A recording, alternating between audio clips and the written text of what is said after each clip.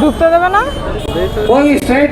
এই যে রাস্তাগুলো না আমার বেশ ভালো লাগে, যদি বলো কেন, দু সাইডেই দেখো গাছ আর মধ্যিখানে রোড আর আজকে আমি রান্না করছি কর্ণাটক স্টাইলে ফিশ কারি। ঠিক আছে, চলো আমরা সবাই মিলে রেডি হয়ে বেরিয়ে গেছি। আজকে যাচ্ছি আমরা ব্যাঙ্গালোরে বিধানসভাতে। সরি, বারবার আমার বড় ছেলের পা জুতোর উপরে আমার পা উঠে যাচ্ছে। তো আমরা জাস্ট বেরিয়েছি, এখন বাজে 4:11 কি 12 মতন হয়েছে, 12-13 এরকমই হবে। দেখো খুলে গেল, লাগাচ্ছি আমি, সে খুলে যাচ্ছে। এরা কত সুন্দর, দেখো এই যে ফুলটা নিয়েছে তোমাদের দাদাভাই সকালবেলা ওই যে পতাকা টাঙিয়েছে অফিসে। তো চলো, আজকের আমি হালকা করে একটুখানি মেকআপ করেছি, একটু ফাউন্ডেশনার মেখেছি, একটু না পাউডার দেয়নি, জাস্ট ফাউন্ডেশনার ব্যবহার করেছি, আর কিছু না। সো হ্যালো এভরিওয়ান, আমি বিশাখা, আরও একটা লং ভিডিওর সাথে।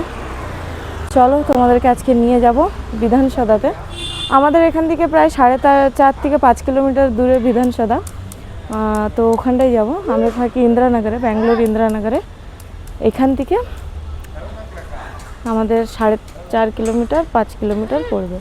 তো তোমরা কারা কারা যাচ্ছ অবশ্যই কিন্তু কমেন্ট করে আমাকে জানাবে। চলো তাড়াতাড়ি যাই, তোমাদেরকে ওখানকার দৃশ্যও তো দেখাতে হবে। সব এখানে গল্প করলে হবে, কানেরটা দেখছে পরে টানতে সুবিধা হবে, তাই তো। যে পেট্রোল পাম্পে চলে এসেছি, যাওয়ার আগে পেট্রোলটা ভরে নিতে হবে। চলো নামি, নিজে নেমে গেছি।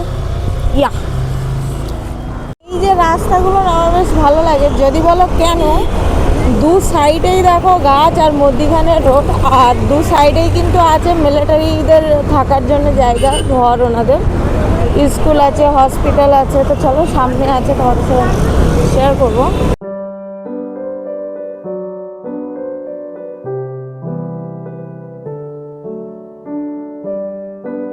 এটা হলো কমান্ডো হসপিটালের পাশে সিগন্যাল। কত বড় পতাকা দেখো অটোটাতে। হ্যাঁ, সেই গত বছর না, তা কি বড় পতাকা অটোর পেছনে লাগিয়ে নিয়ে, আর অটো চালাচ্ছে তো পতাকাটা উঠছে, এত সুন্দর দেখতে লাগছিল, অসাধারণ।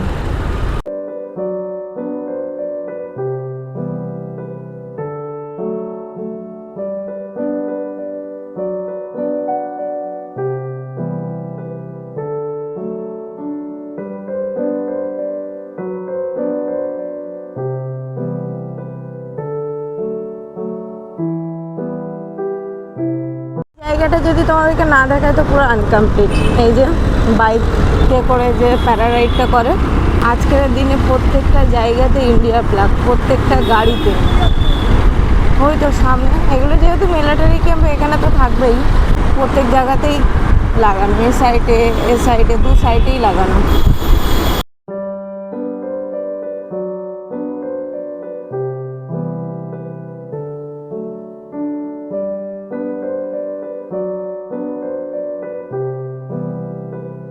এটাই যে সিগন্যাল, আর ওই সাইডে ওই যে মল।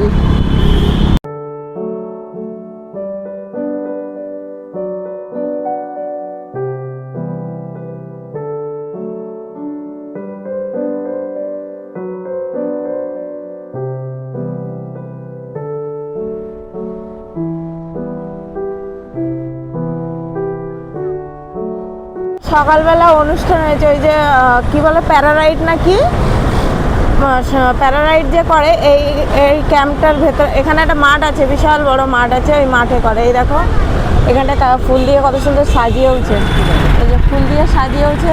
এদিকে দেখো কত সুন্দরভাবে পতাকা দিয়েছে, পুরো রাস্তাটাতেই কিন্তু পতাকা দিয়েছে, পুরো রাস্তাটাতে জাস্ট অসম্ভব সুন্দর লাগছে। অনেকগুলো গেট আছে এখানে, বাট নর্মাল পাবলিকদের জন্য অ্যালাউ আছে কিনা জানা নেই, বাট এখানটায় ভালো প্যারারাইড হয়। ভিতরে নর্মাল পাবলিকদেরকে ঢুকতে দেয় না, অ্যালাউ নেই। তো এখন আমরা শিবাজীনগরের এই সাইডে যে সিগন্যালটা পড়ে সেখানেই যাচ্ছে, যে সিগন্যালটাতে এখন দাঁড়াবো।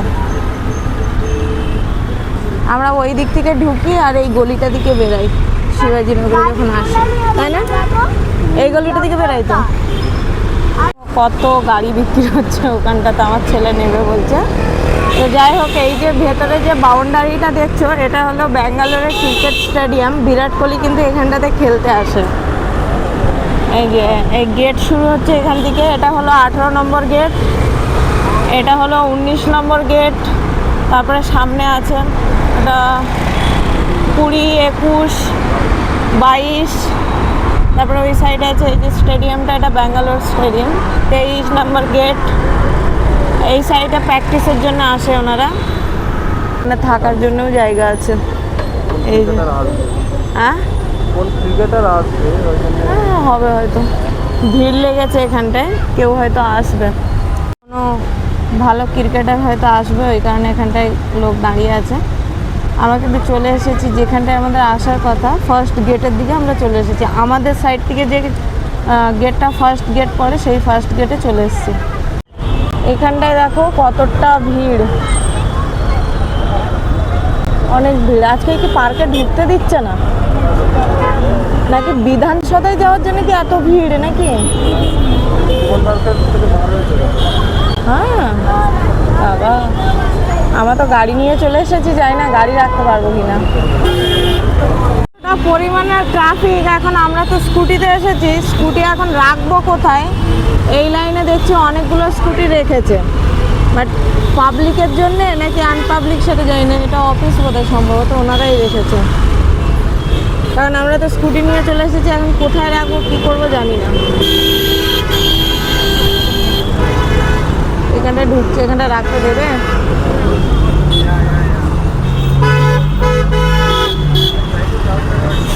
আমরা গত 1 মাস ধরে ভেবে রেখেছি যে ব্যাঙ্গালোরে এই বিধানসভার ভেতরে কিন্তু আমরা যাব। তবে এখানে যে ঢোকার জন্য রেজিস্ট্রেশন করতে হয় সেটা আমার একদমই জানা ছিল না। তবে হ্যাঁ, চ্যাটজিপিটি আমি করেছিলাম, উনি বলেছিল। সেটাকে আমি ভুলবশত বিধানসভার ভেতরেই ভেবেছি। ভেতরে ঢুকতে পারলাম না, আর এবছরের লাইটিং দেখতেও পারলাম না। বাড়িতে চলে এসেছি প্রায় অনেকক্ষণ, আমাদের অলরেডি রান্না হয়ে গেছে, ভাত হয়ে গেছে, রান্নার তরকারিটা শুধু বাকি আছে। তার আগে খিদে পেয়েছে, তা আমরা দোকান থেকে এই যে রেডিমেড মুড়ি আর চানাচুর মিক্স যে থাকে 10 টাকা প্যাকেট নিয়ে আসা হয়েছে। সেব মুড়মুড়া। এই তোর মুখের অবস্থা কি? একটু টমেটো, পেঁয়াজ, কাঁচা লঙ্কা দিয়ে লেবুর রস দিয়ে ঘরে মাখিয়েছি, হেভি লাগছে খেতে। তো এটা এখন খাচ্ছি। আর আমাদের আজকের একটা দারুণ রেসিপি রান্না হবে। কি রেসিপি রান্না হবে? Karnataka fish curry. Karnataka fish curry রান্না হবে, তোমাদের দাদা ভাইয়ের ফেভারিট। এখন দেখবো একটা রেসিপি, বললো খেয়ে দেখি কেমন লাগে। কেমন খাওয়া যেতেই পারে, দেখতে বেশ ভালো লাগলো, কিন্তু ওখানটায় ওনারা যা প্রসেস করেছে ওর থেকে আমরা একটুখানি করে পাল্টাবো। চলো দেখ, আগে গিয়ে বলছি। আজকের আমি রান্না করছি কর্ণাটক স্টাইলে ফিশ কারি, ঠিক আছে? তো এখানটায় অনেক কিছু ব্যবহার হচ্ছে, যেমন এই যে পেঁয়াজ, টমেটো, রসুন এখানটায় ভাজা হচ্ছে। আর এখানটায় দেখো নিয়েছি তোমার ধনে, জিরে, গোলমরিচ, মেথি ভেজে এই যে মিক্সিতে রেখে দিয়েছি।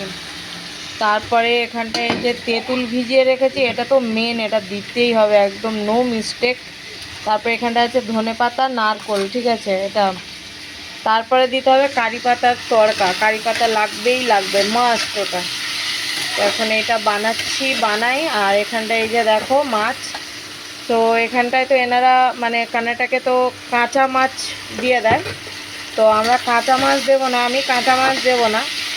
তো আমি হালকা করে একটুখানি মানে মাছটাকে ভেজে নেব, হলুদ দেইনি ওতে, জাস্ট আমি একটু লবণ মাখিয়ে রেখে দিয়েছি। ওটা আমি দেবো একটুখানি এই হালকা করে তেল দিয়ে মিনিট 5 মতন আমি জাস্ট একটু ভেজে নেব। খুব আমরা যেমন কড়া ভাজা খাই ওরকম একদম কড়িয়ে ভাজবো না, হালকা একটুখানি ভাজবো, ভেজে তারপরে দেবো। নয়তো কেমন লাগবে আমি জানি না, আর খেতেও পারবো না, আর ঘৃণা লাগবে, যেহেতু নিজে বানাচ্ছি, ঠিক আছে? আমরা যেহেতু খাই না, এমন যারা খায় তাদের ব্যাপারটা আলাদা, বাট আমরা যেহেতু খাই না, ব্যাপারটা সম্পূর্ণই আলাদা। তো চলো এখন বানাই। এটা এখন পেস্ট হবে, ঠিক আছে?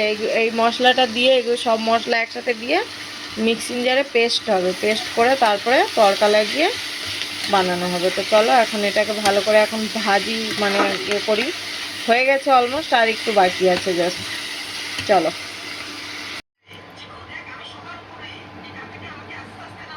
পারে ভাজবো ভেবেছিলাম, কিন্তু হলুদ দেওয়া নেই যেহেতু ভালোভাবে ভাজা হচ্ছে না। একবারে ভেজেছি আর একবারে ভাজা হয়নি। আর এটা হয়ে গেছে। এখন এই যে মাছগুলো একে একে ছেড়ে দেবো। ভেবো না যেন কাঁচা মাছ। এই দেখো আমি ভেজেছি, কিন্তু মাছগুলো ভেজেছি। একবারে ভাজা একবারে কাঁচা। হুম, হলুদ দিলে তাহলে আর অতটা মনে হতো না। তো তোমাদের দাদাভাই জাস্ট একটুকুনি টেস্ট করেছে।